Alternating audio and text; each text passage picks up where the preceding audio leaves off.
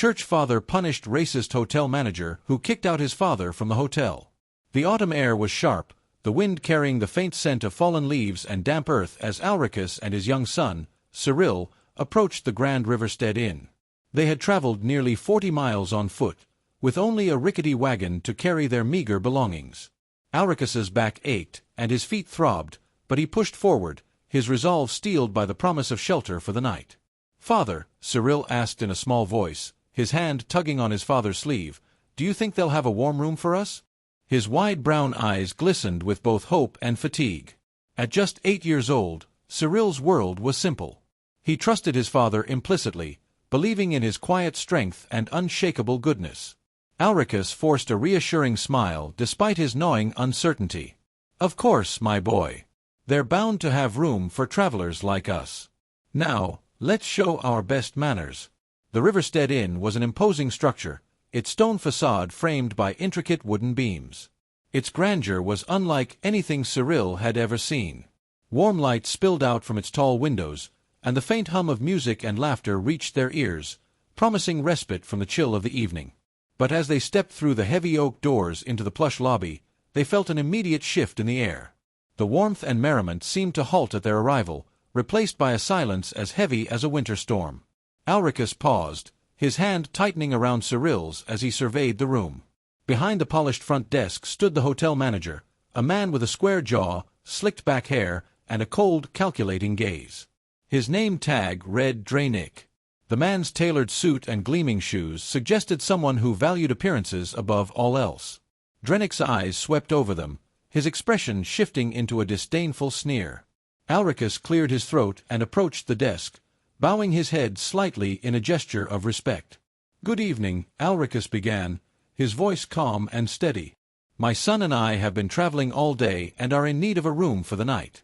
Dranick looked them over, his lip curling as if the very sight of them offended him. Ulricus's clothing, though clean, was threadbare, and his hands were calloused from years of hard labor. Cyril, clutching a small, patched satchel, looked equally out of place in the gleaming lobby. "I'm sorry," Dranick said, his voice dripping with insincere politeness. "We don't have any vacancies." Ulricus frowned, glancing at the open guest register lying on the counter. His sharp eyes noted several blank spaces, evidence that the hotel was far from full. "But your register shows open rooms," he said, keeping his tone measured. Dranick's face hardened. He leaned forward, lowering his voice to a near growl. "I said we don't have rooms for you. I suggest you leave before you embarrass yourselves further." Cyril's small fingers tightened around his father's hand, and his heart sank. Though too young to fully grasp the weight of the insult, he understood enough to feel the sting of rejection. Ulricus, however, remained calm, his dignity unshaken despite the venom in Dranick's words. "Is it because of how we look?" Ulricus asked softly, his eyes meeting Dranick's with quiet defiance. Dranick straightened, his voice rising for all to hear. "I don't need to explain myself to the likes of you. Now, get out before I call the constable." The words hung in the air like a slap. Guests lounging in the plush chairs of the lobby turned to watch, their curiosity mingled with discomfort. None of them spoke up or intervened. They merely observed, as if the scene unfolding before them was some grim spectacle. Ulricus stood there for a moment, his pride warring with his need to protect his son from further humiliation. Finally, he inclined his head, his voice steady but resolute. "Come, Cyril. Let's not stay where we're not wanted." The two turned and walked out of the hotel, their heads held high despite the weight of the moment. The cold night air hit them like a slap, but Ulricus didn't falter. He guided Cyril down the cobblestone street, away from the warmth and light of the inn. "Father," Cyril whispered, his voice trembling, "why did he treat us like that?" Ulricus stopped and knelt in front of his son, placing a hand on his small shoulder. His eyes, so full of love and wisdom, met Cyril's tear-filled gaze. "There are people in this world, my boy, who judge others by the color of their skin or the clothes they wear, rather than the goodness in their hearts. But listen to me, Cyril. We are no less deserving of respect than anyone else. Never let anyone make you feel small." Cyril nodded, wiping his eyes with the sleeve of his coat. "I'll remember, father," he said, his voice stronger now. The two found shelter under a stone bridge on the edge of town. Alricus spread out a thin blanket for Cyril to lie on, then wrapped his own coat around the boy to shield him from the biting wind. The distant sound of laughter and music from the hotel drifted through the night, a cruel reminder of what they had been denied. As Cyril drifted off to sleep, Alricus stared up at the stars, his mind filled with thoughts of the injustice they had faced. He vowed silently that his son would grow up to be a man who rose above such hatred, a man who could stand tall in the face of prejudice and help others do the same. Unbeknownst to Alricus, that cold night under the bridge would shape the course of his son's life in ways he could never have imagined. The seeds of resilience, compassion, and justice were sown in young Cyril's heart, seeds that would one day grow into something extraordinary. As the stars continued their silent vigil, the boy slept soundly, his father's love a shield against the darkness of the world. The cold may have surrounded them, but within Cyril's small heart burned a quiet flame, a flame that would one day light the way for countless others. The morning arrived with a pale sun breaking through the clouds, its light chasing away the shadows of the previous night. Cyril awoke to find his father already on his feet, preparing a simple breakfast from the scraps of bread they had carried with them. The boy sat up, rubbing the sleep from his eyes, his small body still aching from the cold stone beneath him. Despite the discomfort, he found comfort in the steady presence of his father, who hummed softly as he worked. "Did you sleep well, my boy?" Alricus asked, handing Cyril a piece of bread. Cyril nodded, biting into the bread with vigor. He didn't want his father to worry about him, even though the ache in his heart from the night before lingered. "What will we do today, father?" Alricus smiled, his face lined with the quiet determination that Cyril had come to recognize as his father's strength. "We'll keep moving. There's always work to be done, and where there's work, there's opportunity." Cyril nodded again, his trust in his father unshaken. He had seen Alricus overcome challenges before, always with grace and dignity. This time would be no different, he told himself. The sting of rejection from the Riverstead Inn was already beginning to fade, replaced by a quiet resolve to press on. The two packed their belongings and set off down the road, the town of Riverstead disappearing behind them. Along the way, Alricus spoke to Cyril about life, weaving lessons into their conversation with the skill of a master storyteller. "Do you remember what I told you last night?" Alricus asked as they walked.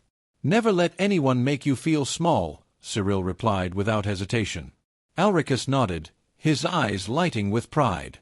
"That's right. But there's more. When someone tries to belittle you, it's not just about standing tall.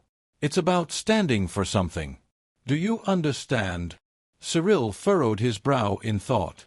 "You mean, like standing up for what's right?" "Exactly," Alricus said. "When we stand for what's right, even the worst of situations can become lessons. Last night was hard, but it taught us something important. It showed us how some people think, and it reminded us to treat others better than we were treated."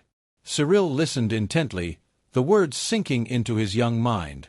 He didn't yet fully grasp the depth of his father's wisdom, but he knew it was important, and he carried it with him like a precious treasure. As they walked, the landscape around them began to change. The rolling hills gave way to open fields dotted with farmhouses. In one such field, they encountered a farmer struggling to repair a broken cart. Alricus, ever quick to offer help, approached the man. "Good morning, sir," Alricus called out. "It looks like you could use a hand." The farmer, a stout man with weathered features, looked up and wiped the sweat from his brow. "Morning to you. I'd be mighty grateful for some help, if you're willing." Alricus set down his belongings and began assessing the damage to the cart. Cyril watched as his father worked, marveling at his skill and generosity. It wasn't long before the cart was mended, and the farmer, beaming with gratitude, offered them a ride into the next town.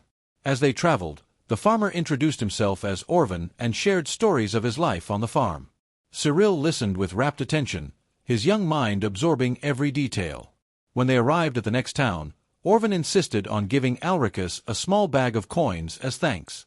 "You've done me a great kindness," Orvan said. "It's not much, but I hope it helps." Alricus accepted the gift with a humble nod.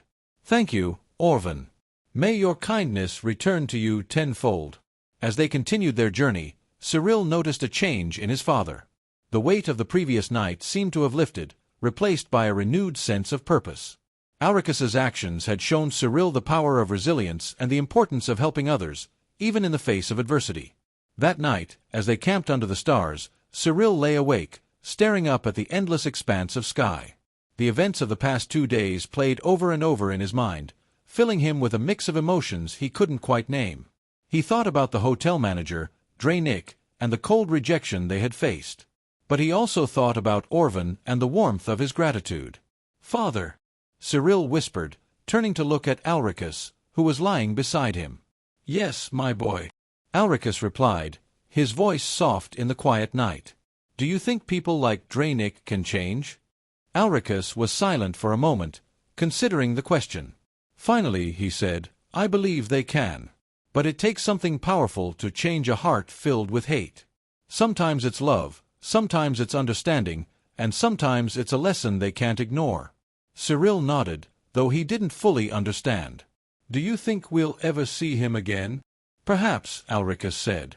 "The world has a way of bringing people back into our lives when we least expect it. And when it does, we must be ready to face them with courage and grace." Cyril didn't reply, but his father's words stayed with him. As he drifted off to sleep, he made a silent promise to himself. No matter what the future held, he would stand tall, just as his father had taught him. The journey continued, each day bringing new challenges and new lessons. Alricus and Cyril faced hunger, exhaustion, and the occasional unkind word from strangers. But they also encountered kindness and generosity, moments that reminded them of the goodness in the world.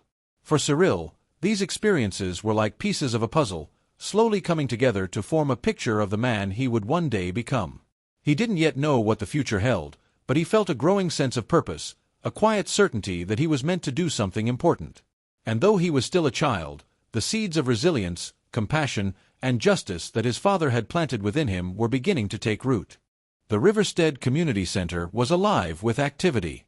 Once the most exclusive hotel in town, it now bustled with families finding shelter, volunteers serving meals, and children laughing in the halls. The transformation from a symbol of exclusion to a haven for all was nothing short of miraculous. At its heart stood Father Cyril, a man whose journey had come full circle.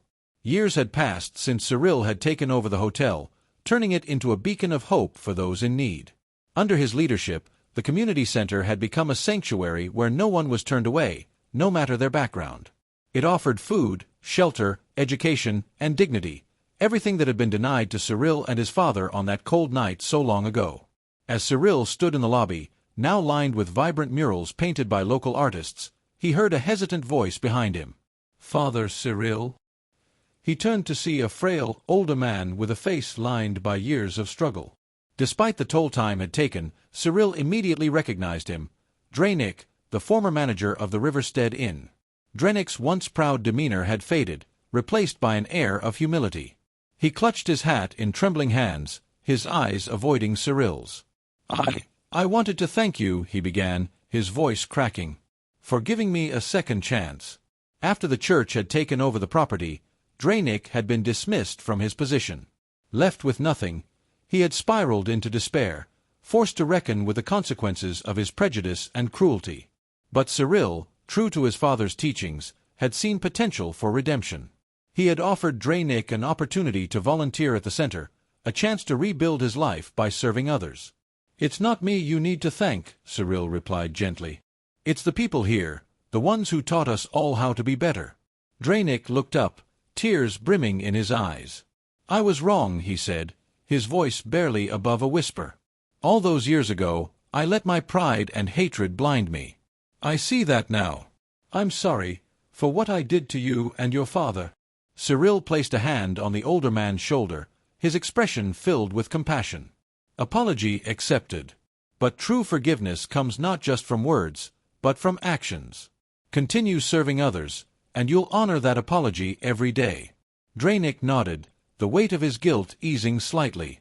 For the first time in years, he felt hope, a fragile yet powerful ember rekindled by the very man he had wronged. Later that evening, Cyril stood outside the center, gazing at the stars. The crisp night air carried the faint hum of voices and laughter from within, a testament to the new life that had been breathed into the old building. His thoughts drifted to his father, Alricus, whose quiet strength and wisdom had guided him through life's most challenging moments. "You'd be proud, Father," Cyril whispered, a faint smile playing on his lips. "Everything you taught me, It's all here, in this place." As if in response, a gentle breeze stirred the trees, carrying with it the comforting presence of Alricus's memory. The next morning, the community gathered for a special event, the unveiling of a plaque dedicated to the center's mission. Cyril stood before the crowd, his voice steady and clear as he addressed them. "This place was once a symbol of division," he began, "but now it stands as a testament to what we can achieve when we choose love over hate, compassion over cruelty.